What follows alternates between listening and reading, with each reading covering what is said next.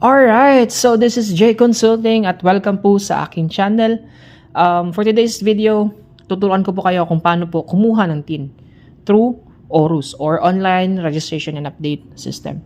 So, kung bago ka pa lang po sa aking channel, this channel po is puro po siya mga updates regarding sa BAR, DTI, and SEC or any updates po na kailangan ng isang business owner. So, kung bago ka pa lang po sa aking channel, please do hit subscribe. Okay, so without further ado, let's start na po sa ating video discussion. So, first, punta po kayo sa orus.bar.gov.ph. After that, click nyo po yung new registration and then click nyo yung an individual. And then create account. Tapos, click nyo lang po yung checkbox and then agree. Taxpayer, tapos click nyo yung without existing PIN. Tapos click nyo po yung agree. Okay? So, in this case, click nyo lang always po yung EO98. So, yun kasi yung purpose kapag kukuha ka po ng TIN. Okay? So, click nyo ulit yung EO98 and then fill out nyo po yung details nyo, of course. First name, middle name, last name. Kung may suffix kayo, lagay nyo po. Date of birth, no? Note lang po guys, sa EO98 application, applicable ito sa mga wala pa pong TIN, okay? Only isang TIN lang po ang meron sa isang tao. Bawal po ang dalawa eh. So, prohibited by law yun siya, no? So, kailangan yung active email po ninyo na ilalagay is, of course, active. Ano ba talaga yan, sir? Nalilito na ako. So, basta, ang ilagay nyo po dyan is active email po ha. Kasi, magsisend po si BIR ORUS dyan ng verification link to verify your account, no? So, kung hindi po active yan, kailangan nyo pong gumawa ng active email. Okay? So, and then, fill out nyo lang po yung other details. After that, click nyo lang po yung register sa ilalim.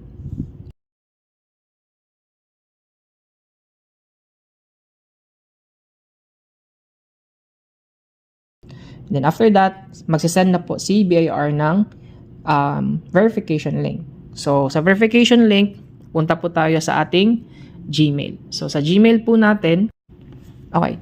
So, sa Gmail po natin, open nyo lang po yung Gmail account niyo and then may ORUS po dyan na. So, click nyo lang po yung verify account. So, pag-click nyo yan, then that's it. Good na. And then, log in kayo ulit sa ORUS. So, mabilisang quick guide lang po ito. Wow, mabilisan tapos quick na. Anyways, guys, basta yun yung thought, no? So, and then, dito po, hindi na po required yung PhilSys number po. Pero kung gusto nyo lang po ilagay, so, be it. Lagay nyo lang po. And then, lagay nyo lang po yung place of birth. Fill out nyo lang po talaga yung mga specific informations ninyo. Okay? So, yan. Mother's maiden name, yung pangalan na pagkadalaga ng mother ninyo. And then, father's name, of course. And then, for phone number, kailangan active din po. And then, yung email address, as is na po. Okay?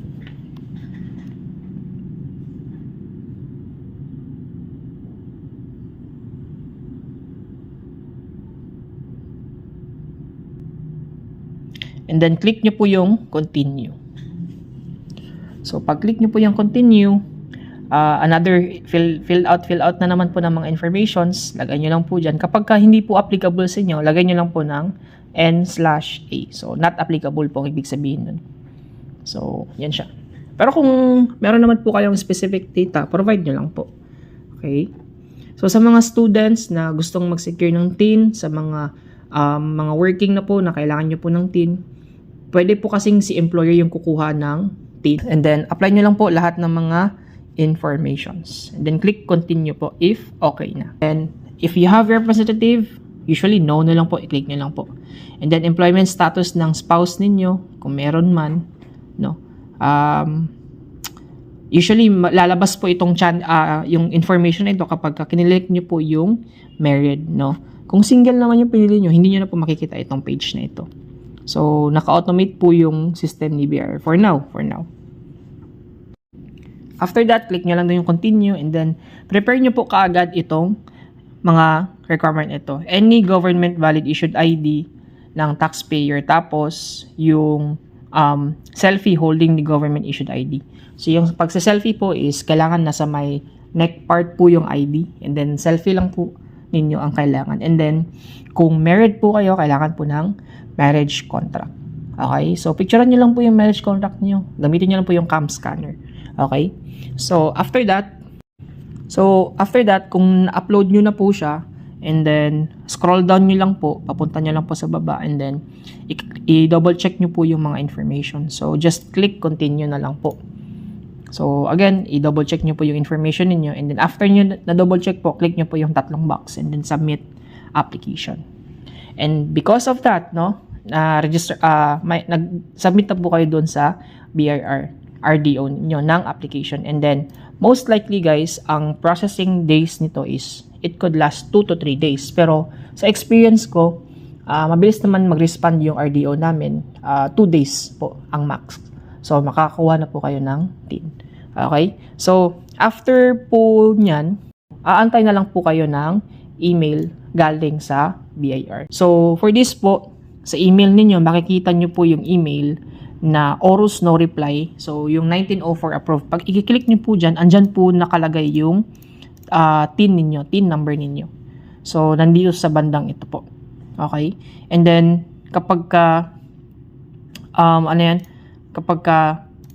yung sa next email na naman po is just, parang confirmation lang. No, na registered na po kayo. May TIN na po kayo. So, congratulations. That's it for this video po, no, about BIR TIN application. So, if this video guys help you to acquire such TIN, comment kayo, success, no, or thank you sir, parang ganun. And please do hit subscribe. Alright, so thank you so much for watching this video. Bye!